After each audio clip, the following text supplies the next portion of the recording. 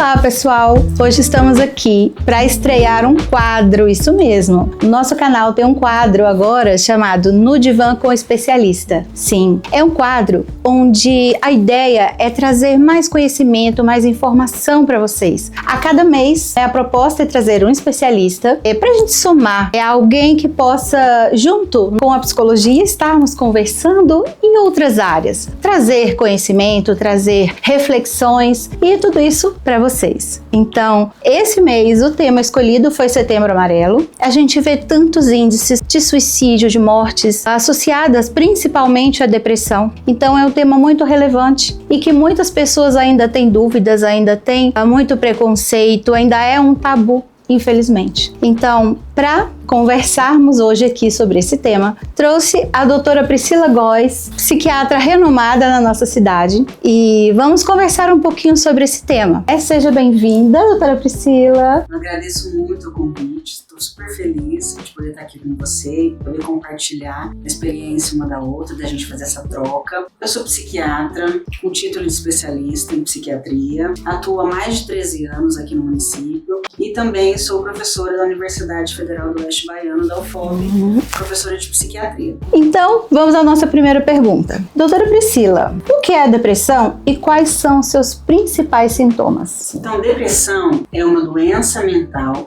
que vai muito além de uma tristeza ocasional. É um transtorno mental que afeta a maneira do paciente pensar, lidar com as suas atividades do dia a dia, a maneira como o paciente sente. Não é apenas uma fraqueza ou algo que o paciente queira sentir, mas a gente sabe que é um desequilíbrio químico no cérebro, uma alteração dos neurotransmissores, associado também a fatores genéticos, a fator de estresse crônico, a traumas de infância. Os principais sintomas é uma tristeza profunda, um humor deprimido e uma perda de prazer para as coisas que anteriormente o paciente tinha. Isso a gente chama de anedonia. O paciente não consegue mais sentir, ele fica anestesiado. O paciente vai ter alteração do sono, ou ele vai dormir muito o dia todo, ou ele vai ter insônia. Alteração do peso, ou o paciente vai comer muito, ou o paciente não vai comer e até perder peso.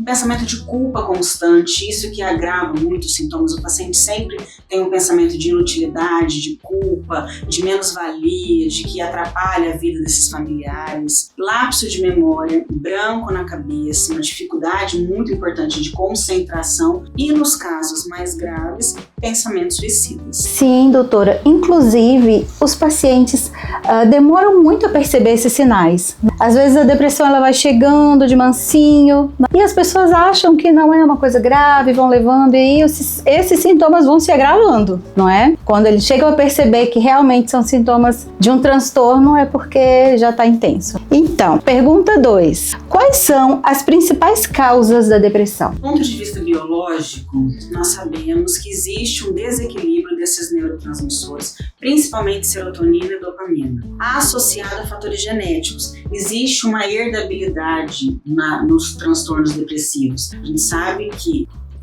esses pacientes que apresentam familiares com transtorno depressivo têm uma maior chance também de evoluir para quadros depressivos. Do ponto de vista psicológico, traumas, situações traumáticas, perdas significativas, abuso, traumas na infância aumentam a chance. Já do ponto de vista social, problemas financeiros, o abuso de substância, relações interpessoais complicadas, ou no trabalho, ou no histórico familiar, aumenta muito mais o risco do paciente ter quadros depressivos do que pacientes que não. Pergunta 3. Quais são os tratamentos para a depressão? O tratamento ideal é a associação de medicação com psicoterapia. Tá? O mais comum é o uso do antidepressivo.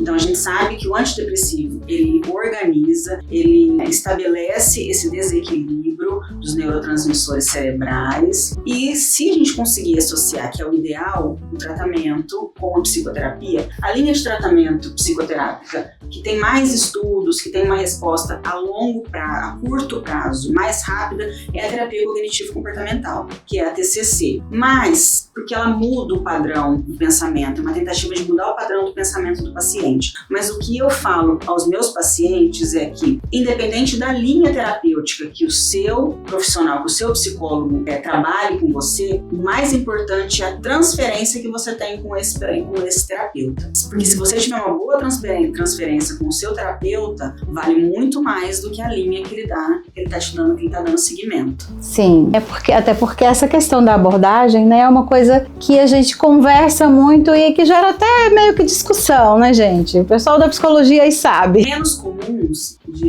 nós temos a estimulação magnética transcraniana, nós não temos tanta oportunidade, né, de fazer uso, de poder ter esse tratamento, mas geralmente a gente usa esse tratamento, abre mão desse tratamento quando o paciente não respondeu às medicações, não respondeu ao tratamento convencional ou nos casos mais graves. Mas como que é esse tratamento? É uma máquina e são colocados eletrodos em áreas cerebrais que estão relacionadas com o humor. E são feitos estímulos magnéticos no local do humor, e a literatura mostra que tem ótima resposta. Mas pra gente aqui, a gente não tem acesso a isso. É mais complicado, né? Sim, entendo. E essa questão da medicação, né, eu costumo orientar muitos pacientes também, porque existe uma resistência, infelizmente, existe. Existe todo o preconceito, né? Com a psiquiatria, a gente tenta quebrar esse tabu. Eu acho que com a Sociedade Brasileira de Psiquiatria trouxe, assim, mudanças importantes, né? Essa nova geração trouxe mudanças importantes no ver a psiquiatria. Eu falo para alguns pacientes, e assim, quem me conhece, quem passa comigo, sabe que são 3 angústias que o paciente vive ao pensar em ir ao psiquiatra. Primeiro, o que eu vou fazer no psiquiatra porque eu não tô doida? É verdade. Né? Segundo, a figura do psiquiatra, que ainda tem aquele estigma da loucura, né, sentado ali atrás da cadeira, do louco, falando todo descabelado e falando um monte de besteira. E terceiro, a medicação. Todo mundo conhece alguém que toma medicação e que está sedado e que passa mal e que mudou, piorou muito mais, porque ninguém percebe. São poucos que trazem relato de que ficou ótimo e maravilhoso. Sempre, porque eu não queria ficar igual fulano, mas é na tentativa mesmo. Hoje as medicações, elas têm pouquíssimos efeitos colaterais. Outra fala minha para os pacientes, a minha intenção é que você fique melhor do que você chegou. Se você não estiver legal, é porque você está tendo efeito colateral da medicação. E hoje a gente tem uma vasta quantidade de medicação que a gente pode trocar, a gente pode ir fazendo os ajustes. Sim, o tratamento, né, é algo importante que a gente acha que eu consigo trabalhar isso bastante na terapia. Da importância da continuidade. Porque muitas vezes as pessoas chegam aqui no consultório e dizem que interromperam o tratamento, tanto a terapia quanto a medicação. Começaram a tomar, pararam porque sentiram algum efeito e não voltaram na médica ou no médico, não voltaram, não se comunicaram e não adequaram essa dose ou até mesmo a droga, né? E acham que é algo mágico, né? A gente precisa do tempo de adaptação e na terapia também o tempo de persistência. Ou desiste quando começa a dar certo. A adesão ao tratamento é importante. Uma das coisas mais difíceis que a gente tem na psiquiatria. Eu pergunto para o paciente, mas eu passei muito mal com tal remédio. Você deu oportunidade para o seu psiquiatra de trocar a medicação? Você falou para o seu psiquiatra, antes de você pensar em trocar de profissional, pense em dar oportunidade para esse profissional ajustar, fazer ajustes, fazer trocas. Claro, né? Sempre que existe esse trabalho, né, em parceria ali com o tratamento medicamentoso, eu gosto muito de conscientizar, trazer essas informações, porque às vezes o paciente ele não continua até por falta de orientação, de conscientização, e isso é essencial para o nosso trabalho dar certo. Pergunta 4. Doutora, qual a importância do diagnóstico precoce? É fundamental o diagnóstico precoce. Quanto antes o diagnóstico for feito, mais rápido a gente consegue iniciar com as intervenções. O que a literatura mostra pra gente? Que o transtorno depressivo, os quadros depressivos, eles trazem não só problemas psíquicos, mas também problemas físicos. O que a gente sabe? O que é sabido? Que mulheres têm 5 vezes mais chance de terem dor de cabeça, cefaleia, do que as mulheres que não são depressivas. A gente sabe que existe um risco aumentado de hipertensão, existe um risco aumentado de diabetes tipo 2 nos pacientes depressivos, existe um risco aumentado de obesidade nos pacientes depressivos. A gente sabe que existe uma mortalidade maior nos pacientes que tiveram infarto agudo do miocárdio, se eles evoluírem com quadros depressivos. Dores crônicas nos pacientes depressivos são muito mais frequentes do que nos pacientes não depressivos. Então a intervenção precoce ela é fundamental, porque vai evitar complicações da própria doença e também evitar pensamentos suicidas e tentativas de suicídio e suicídio. Sim, são menos danos, né, em todos os aspectos da vida dessa pessoa que está já fragilizada. Pergunta 5. Existem maneiras de prevenir a depressão? Prevenir não, mas diminuir o risco de quadros depressivos. A gente sabe que cuidados, uma atitude de autocuidado é essencial. Então, uma vida saudável, uma alimentação adequada, uma atividade física regular, que isso a gente tem uma dificuldade imensa. Nem fala. Né, de trazer isso para os pacientes. Então, uma atividade física regular, dormir bem é essencial, mas eu também entendo que com sintomas, um dos critérios diagnósticos são problemas com sono, insônia. Então, mas dormir bem é essencial e cultivar relações interpessoais saudáveis. Isso é essencial para um tratamento. Outra questão também é saber lidar com o estresse agudo de uma forma, ou estresse crônico ou estresse agudo, de uma forma mais positiva. A gente orienta muitos pacientes a se autoconhecerem, a meditarem. Meditação ajuda muito. Mindfulness, que é dos tipos de meditação para autoconhecimento, 5 minutinhos, ou na hora que você acorda, ou na hora que você vai dormir, ajuda muito nesse autoconhecimento, nessa regulação. Então, identificando esses problemas e iniciando o tratamento precocemente, a evolução do tratamento é muito mais benéfica e positiva. Sim, eu costumo falar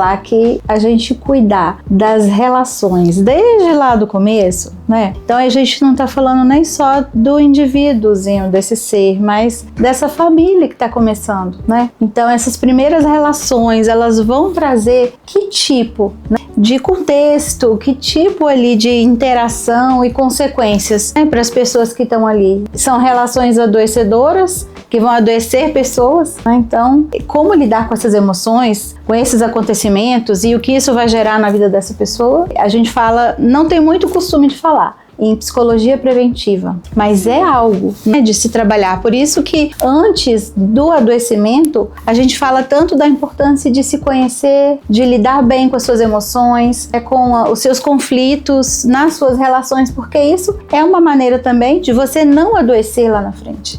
Pergunta 6. Vamos lá, doutora. Muitos falam que o Setembro Amarelo é uma piada de mau gosto. Já escutei isso algumas vezes, nas redes sociais já fui questionada com relação a isso. Por quê? Porque acaba, né, sendo só um mês meio que onde as pessoas se importam. Então, um mês onde se fala de saúde, um mês onde se fala vamos ajudar, vamos escutar, vamos acolher. O que a senhora pensa sobre isso? Eu até entendo essas críticas, mas assim como os outros meses, então a gente acabou de passar no agosto lilás, mês de conscientização à violência doméstica, o Setembro Amarelo não é só sobre setembro, mas é uma abertura, é uma possibilidade da gente falar de assuntos que geram tabus enormes, como, por exemplo, a depressão e o suicídio. Então, a questão aqui não é uma conscientização no mês apenas. É uma possibilidade, é uma ajuda para que a gente converse, para que a gente tenha conversas que são super difíceis de serem faladas, que é o suicídio, que são transtornos, que são os quadros depressivos e o suicídio. Sim. Acho que é o momento, né, que a gente tem essa abertura mesmo, esse lugar seguro para falar de algo tão tabu, tão delicado. Sim, né? O objetivo é informar, educar, passar orientações para a sociedade, e não só nesse mês, mas no ano todo, porque cada vida vale o ano todo. Com certeza. Mas é um chamado importante, né? Um chamado. E a gente, né, conversava pouco sobre isso, sobre a importância de a gente falar de saúde mental, né? Não só do adoecimento, das mortes, do suicídio, da depressão, mas de trazer esse tema de saúde mental para que ele fique mais comum até na fala das pessoas, né? Que isso deixe de ser tabu, né? Hoje a gente já consegue falar em psiquiatria com uma quebra, né, com uma diminuição no tabu, mas até hoje, mesmo com todos esses anos eu atendendo como psiquiatra, às vezes eu chego e se alguém me conhece, eles olham, nossa, mas você é médica? Sou psiquiatra. Nossa, mas você não tem cara de psiquiatra. Então, assim, é engraçado. Você não tem cara de... me divirto, adoro. Mas é uma maneira da gente conseguir falar sobre temas, sobre assuntos, para que chame a atenção mesmo da população. Pergunta 7. Quais são, doutora, os sinais de alerta de que alguém pode estar passando, né, por essa situação, pensando em suicídio, e o que podemos fazer? Os sinais, você observar se essa pessoa fala muito de morte. Os sinais, eles sempre estão presentes. Sempre estão presentes. 90% dos quadros das tentativas de suicídio, dos suicídios, eles são evitáveis. Sim. Então, observar. Tá falando muito em morte? Tá com o humor deprimido? Você tá percebendo que o seu ente querido mudou o comportamento? Tá tendo oscilações bruscas do humor? Então fique atento, porque é uma possibilidade de o paciente estar pensando em morte. Algumas coisas a gente precisa entender. Pensamento de finitude. Muitas pessoas carregam esse pensamento de finitude. Ai, mas se eu morresse? Ai, mas ou no momento de vulnerabilidade, ou no momento da vida que está mais angustiado, mas pensar na possibilidade de finitude não significa necessariamente que a pessoa está pensando em suicídio. A gente precisa não observar só a fala do paciente, a gente precisa observar o comportamento. Então, o comportamento suicida influencia muito. São 5 fases. Primeiro, pensamento de morte. Eu estou pensando em morrer. Então, o paciente ele fica o tempo todo com aquele pensamento, ou esporadicamente, ou vai aumentando, mas ele pensa em morte. Se eu tivesse morta, será que ia ser mais fácil minha vida? Será que eu não ia estar dando tanto trabalho? Pensamento de morte. Pensamento suicida. Aqui ele já começa a pensar na possibilidade, na certeza de que ele quer morrer. Então, pensamento suicida, eu estou pensando realmente em morrer. Intenção suicida é o terceiro. Aqui ele já está pensando em morrer e ele já sabe que ele quer se matar. Então ele sabe que ele quer fazer isso mesmo. Planejamento suicida. Aqui o paciente, ele já elabora, ele já organiza um planejamento com meios letais, né? Porque o que é importante? O paciente, ele usa de um método letal ou de um local que ele sabe que aquilo será letal. Então aqui no planejamento ele já começa a arquitetar, que ele já começa a organizar as possibilidades, como ele vai se matar. E tentativa de suicídio, quando o paciente realmente tenta. Então, como tudo isso é possível de ser evitado, observar muito a pessoa. É super importante a gente observar quem está do seu lado, porque às vezes só a fala, você escutar a pessoa, isso já traz um alívio imenso. E se você consegue reconhecer, você consegue levar essa pessoa a buscar ajuda, a buscar um psicólogo, a buscar um psiquiatra, para que o mais rápido possível a gente inicie o tratamento. Sim. E às vezes precisa realmente levar, porque o isolamento desses pacientes também, às vezes eles se isolam muito, se fecham muito, não se expressam, né? Tentam esconder o tempo inteiro, tentam fazer de conta que tá tudo bem, coloca a máscara do sorriso. É tanto que muitas pessoas acabam falando, nossa, mas fulano tava tão bem, nossa, eu não acredito que aconteceu isso, né? Então, observar isso mesmo que, né, você tá trazendo aí esse isolamento, se exclui de todos os contextos, deixando de fazer tudo que ele gostava, né? Então, é observar o que fulano tá tão diferente. É justamente isso, o que sai do normal daquela pessoa. Algumas regiões do cérebro são afetadas no transtorno depressivo. Hipocampo, amígdala, córtex pré-frontal. Então, essas áreas, elas afetam a tomada de decisão. Então, às vezes, os pacientes precisam ser carregados, trazidos. Sim. Porque o paciente não consegue ter a decisão nem do mínimo, de nada, de levantar, de tomar. Então, precisa alguém, se ele tiver essa oportunidade, oportunidade, alguém lhe ajudar. A família, né? O apoio da família é muito importante nesse sentido, porque às vezes fica esperando a pessoa, mas já falei que ele tem que procurar ajuda, já falei. Mas às vezes a pessoa está num estágio tão grave, né, já da depressão, que ela não consegue tomar essas iniciativas para poder buscar ajuda. Então, nossa última pergunta: quais são os primeiros passos para alguém que suspeita estar com depressão? O primeiro passo é o reconhecimento. O reconhecimento desses sintomas que a gente citou. Do humor deprimido, de uma tristeza profunda, da perda do prazer, da anestesia às coisas boas, alteração do sono, esse pensamento de culpa constante que o paciente carrega. Então, reconhecendo esses sintomas, buscar o tratamento e já logo iniciar com a medicação e com a psicoterapia e com a mudança no estilo de vida. Sim. Ajuda muito. Falar, às vezes você não consegue procurar um psicólogo ou um psiquiatra de imediato, mas você consegue falar com alguém, ou com uma pessoa próxima a você, ou com um amigo, ou com um profissional de um posto de saúde, um seu médico de família, porque falar, reconhecer e falar sobre o assunto é o primeiro passo para a cura. A gente não consegue tratar o que a gente não admite, né? Então, o primeiro passo é realmente se dar conta disso, assumir a necessidade de buscar ajuda. Doutora Priscila, muito obrigada por compartilhar aqui conosco o seu conhecimento, sua experiência e esse momento tão bom, tão gostoso, onde a gente troca, conversa e, enfim, que é tão importante. Gostaria que você deixasse uma mensagem pra gente. Eu agradeço muito, agradeço o convite, agradeço as confusões para tentar pegar um horarinho na agenda, para que a gente pudesse sentar aqui para conversar. Sim. A Cris, que foi um sufoco danado para mudar a agenda, para que a gente pudesse conseguir.